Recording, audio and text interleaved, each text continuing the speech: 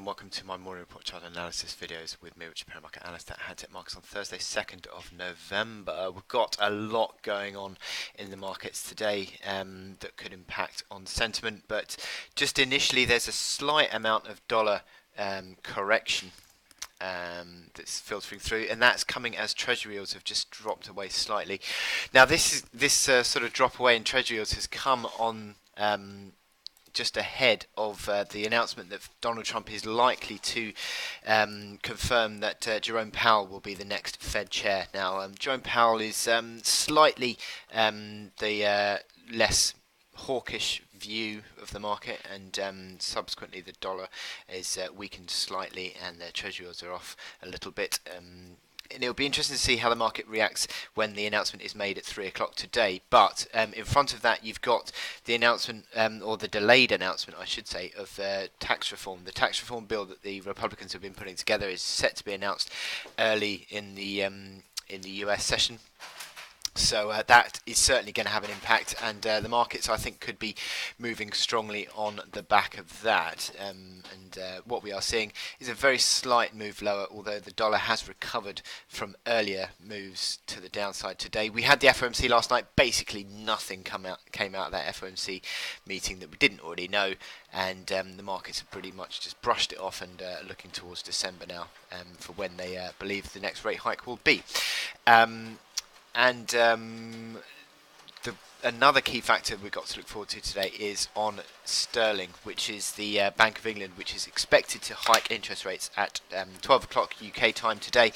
The interest will come out, basically a rate hike is all but guaranteed today. However, it's how the Bank of England convey that rate hike. Is it unanimous? Not expected to be unanimous, expected to be 6-3 on the vote. How are they going to do rates going forward into 2018 when another rate hike is expected sort of late summer next year? So how is the Bank of England going to cope with expectations there? Is it going to be a dovish rate hike? I think that could be the risk today. So sterling, having been stronger early doors, is now just dropping back a touch, interestingly enough. And obviously FTSE 100 is still a negative correlation play on that sterling. So lots to impact on markets today, but in terms of economic data, we're looking at the Eurozone final manufacturing PMI has just come out. That came at basically a touch under the expectation of 58.5, so nothing really doing there. The main factors in the data readings today will be the Bank of England rates decision, but also we've got weekly jobs claims, very minor announcement at 12:30. But all that shall come ahead of tax reform announcement and also the Fed chair announcement that is also expected today. Now, my chart today is the Kiwi. Now, the Kiwi has started to recover. It's sort of been holding up above this key support, 68.15. Look at the importance of this support. Massive floor throughout 2017. Big support, and that held last week. And the market has since been sort of forming a few positive candles. Positive move to the upside yesterday, broke up on an intraday basis above 68.90, and that is sort of minor breakout has been continued today with further gains today. But look at the momentum indicators, the RSI crossing back above 30. That's a near-term positive signal. MACD line is beginning to show a bit of sign of improvement. On the hourly chart, you can see here that the market has, if I put my crosshair there,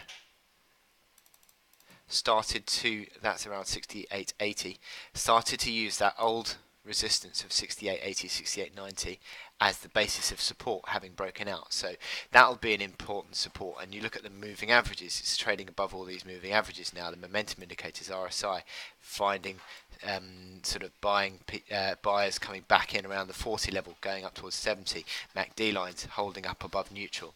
So these are all improving technical signals on a near-term basis, I would say.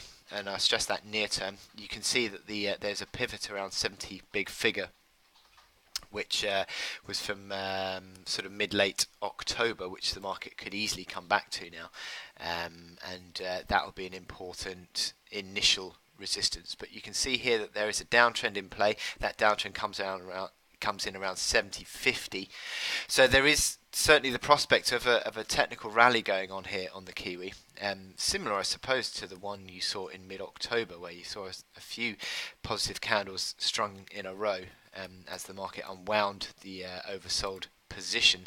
But you can see here that rally got towards 49.50 and failed. So that is sort of an area whereby you'd look at the daily RSI maybe unwinding to. You've got 36 on the RSI at the moment, so there is sort of upside potential near term.